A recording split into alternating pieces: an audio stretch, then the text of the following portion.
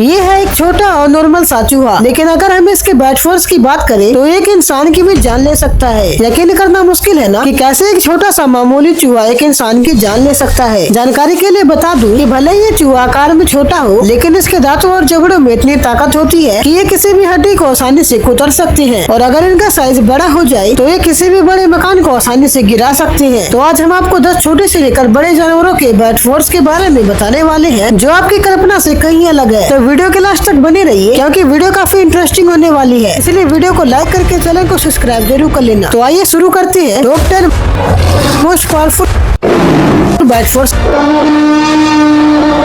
Of animals.